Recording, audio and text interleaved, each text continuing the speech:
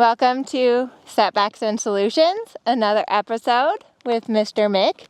Okay, so here's the thing. I was in Europe and Mick had 6 days off. I worked him like super lightly yesterday, but I thought it would be good to show a little bit of like a kind of a reset video. And sometimes I think that it's like consistency is really important. Of course, when you're training your horse, you need to work them consistently enough that they're not crazy all the time and that you can develop fitness for them and for you. So consistency is one of my training principles for sure.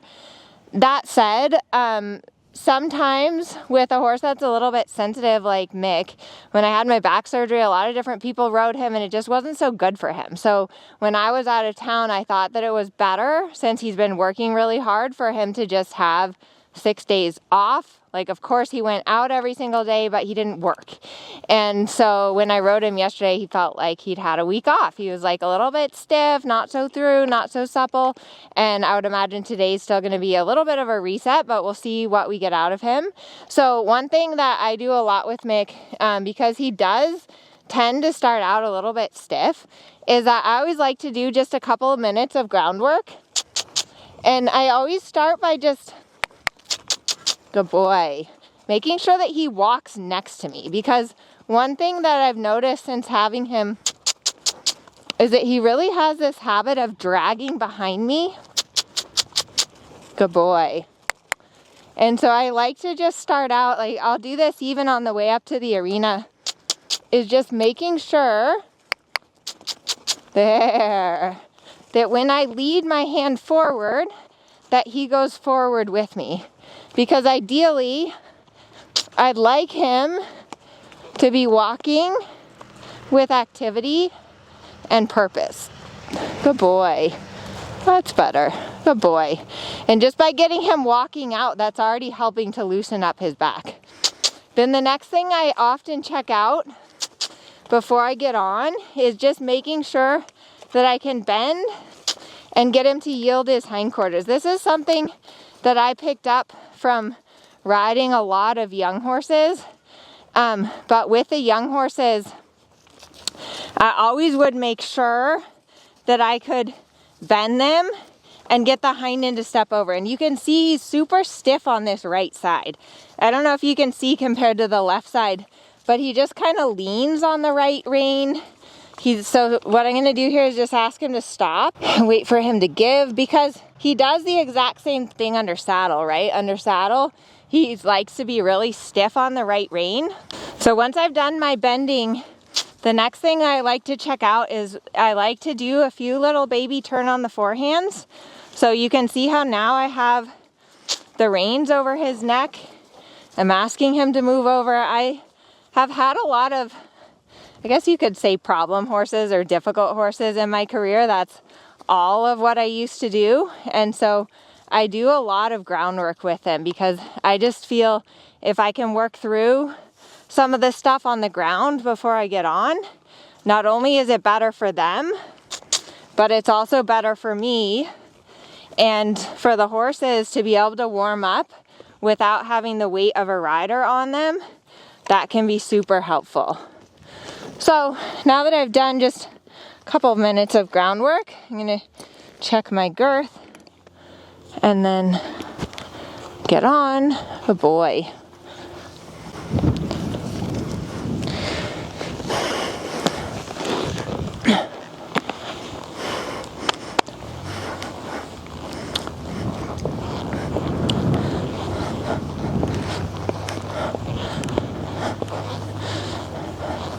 So I've been working a lot with Mick on his walk. He has a really good walk. So he has a clear rhythm. He has a nice over track. But sometimes he forages. I don't know. Let me see if I can make him do it, and maybe you can hear it on the mic. You could kind of hear it click, click.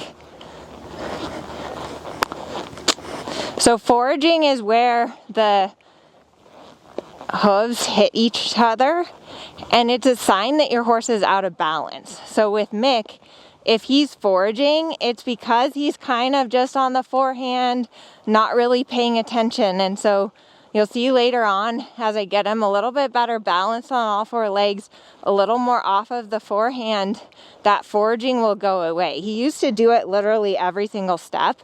My shoer changed a little bit the angles, and then as I've gotten him better balance on the hind leg, it's gone away more and more. But I always like to spend, a good amount of time with my horses at the walk because it is really important for them to get warmed up.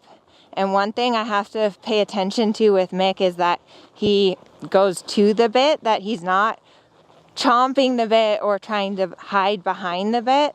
And then I also have to be really careful that my heels are down, that I'm not nagging him, because I have a tendency with him to want to push on him every step. So you could see there I made a little correction, and now I'm thinking, okay, eyes up, heels down, legs long, not spurring him every step. I really want to be able to keep my leg long, and then if he slows down, I'm going to close my calf and then push him a little with my spur and then leg off again. It's your horse's responsibility to stay marching. You shouldn't have to be pushing on them every single stride. So I'm following with my seat, I'm following with my arms, and then if I close my calf, he should go a little faster, and then I should take my leg off again. And then I like to do some serpentine walking. So serpentines start to work on bending him, getting him a little bit off the inside leg and into that outside rein. And especially since he's had some time off, the more suppleness work I do, especially at the beginning, just to really get my ducks in a row, to give him the time to warm up, but to also get those basics there. Boy, checking that I can see his inside eyelash and that he's keeping the activity. Good boy. Good boy.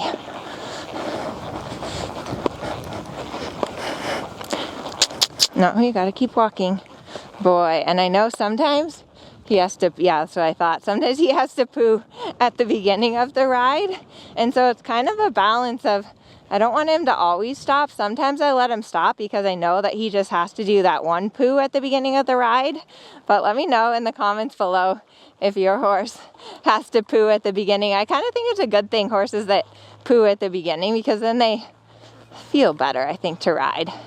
So after I do my serpentines, I do some leg yields at the walk. Good boy. Good boy. Everyone always asks me about a plan, and in a lot of my paid courses I do help people put together riding plans, and kind of the way that you structure your ride and the way that you put exercises together, there really is an art to it. Okay, so for Mick, especially since he's had some time off, I'm going to start him pretty low and stretching today. And I know my husband has been helping me with him, and he's been really focusing on that for the stretching. We really want his whole neck below the withers so that he's not just behind the vertical. Boy.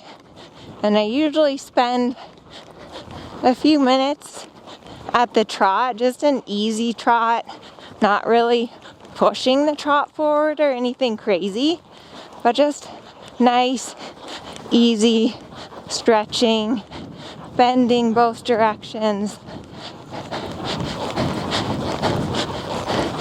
Boy. A little counter flexion. Test that I can give the rein. True flexion. Need to remember to look up and ahead. Good boy. And now that I've let him just trot kind of slow and easy for several minutes, now I'm going to squeeze and say, bigger trot. Good boy. Boy. Bigger trot. Good boy. And then for the canter, same thing. Good boy. And just start easy stretching.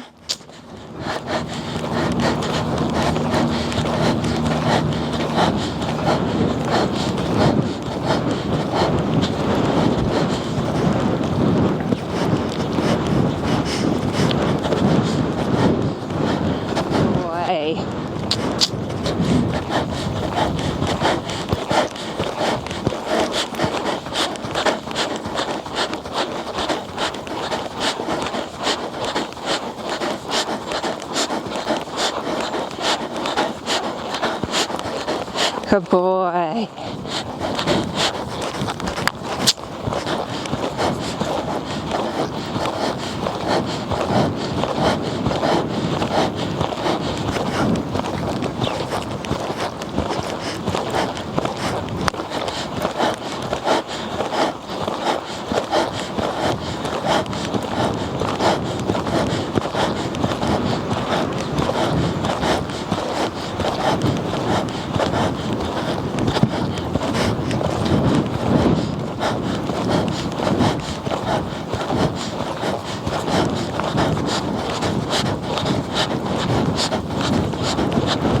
Good boy. Good boy. Actually feels really good today, which is nice. Boy. Boy. So I always think that it's important for your warm-up that it's one of those things that you let it take the time it takes, you know, and some days the warm-up might take longer than others. I was kind of expecting it to take maybe a little bit longer today just because he's had some time off. And I always have, the warm-up is usually the same every day for my horses, because horses really thrive on that consistency and that routine. So the more that you can find a routine and a warm-up that works for your horse, the better.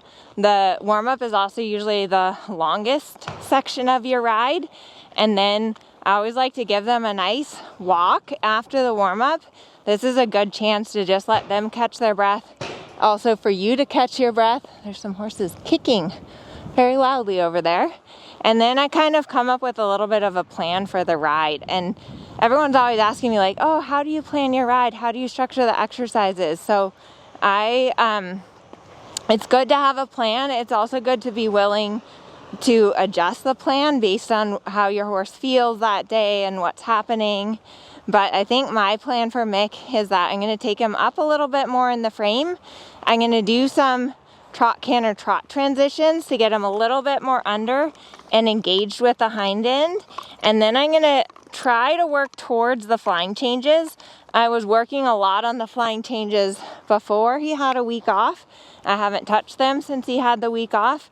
So that's something that, you know, depending on how he's feeling, we might get to the changes today. We also might not.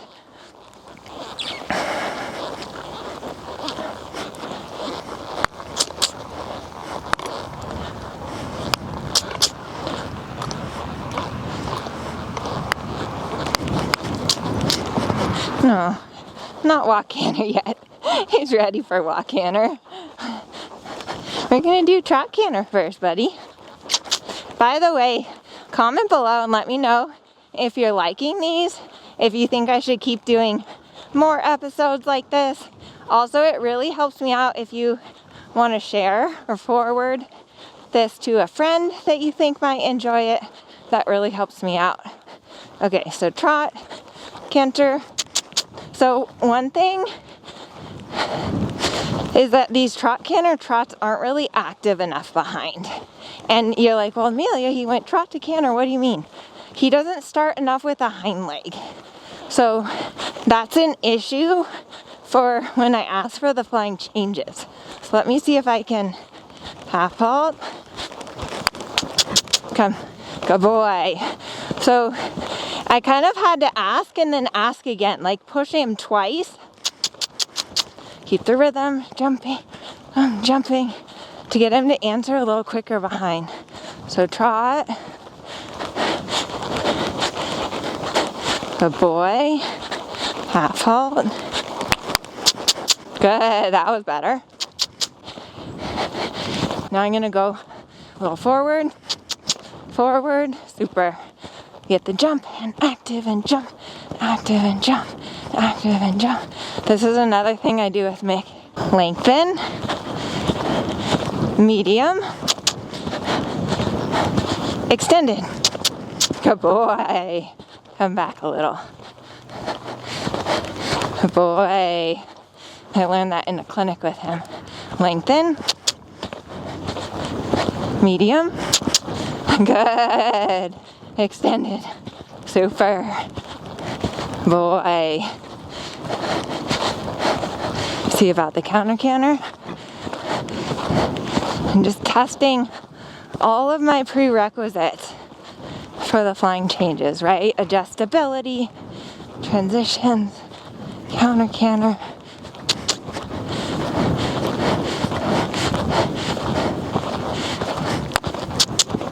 Good.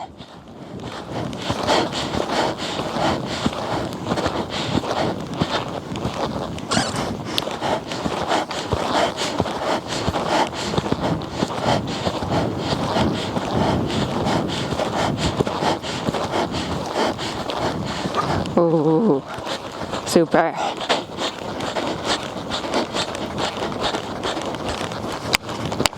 No, that was not a good transition. So the reason I said that wasn't a good transition is because he didn't start with the hind leg. He just came first with the front leg, not active enough behind. And I'm never going to be able to get a flying change if I have transitions like that. Hind leg. Good. That was different. It's like these little things, right? If you haven't trained a lot of horses, you just don't know how important these trot-canter trots are. I do have a course on flying changes. If you're interested, I'll link it below. Good job. You give him like a little tiny tap with the whip right when I asked for canter, just as like a reminder that he picks up his hind legs. Okay, ready? Lengthen. Medium. Extended. Good. Half halt. Right lead canter's harder for him. Lengthen. Medium. Extended.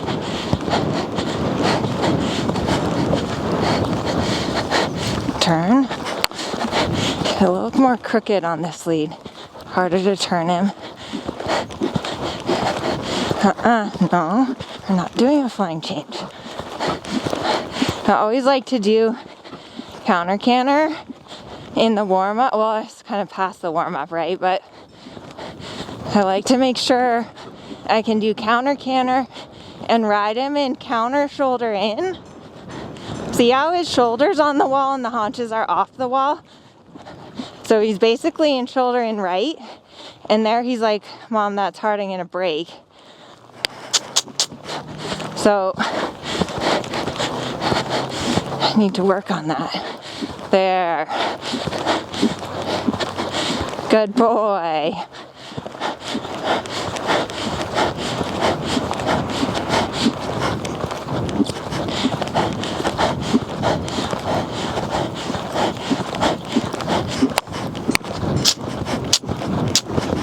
Super.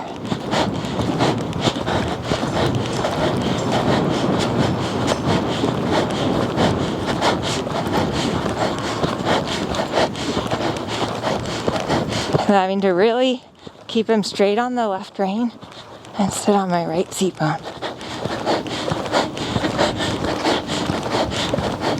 Oh, trot.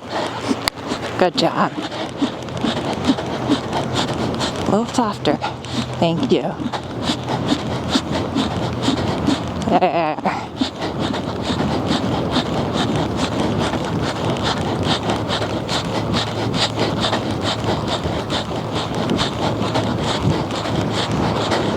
Oh boy.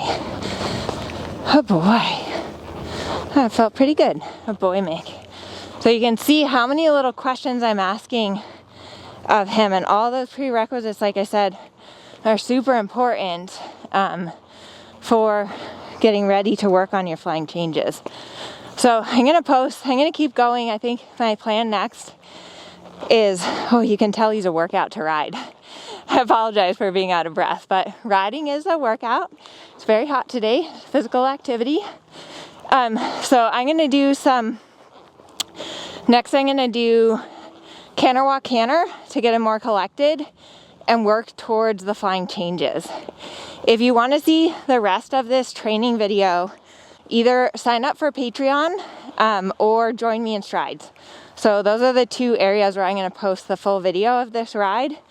And it does really help me out if you can visit me on one of those channels. Patreon is basically just like a tip jar, and then Strides is our membership program. But there is a ton of great content in Strides, and we would love to have you.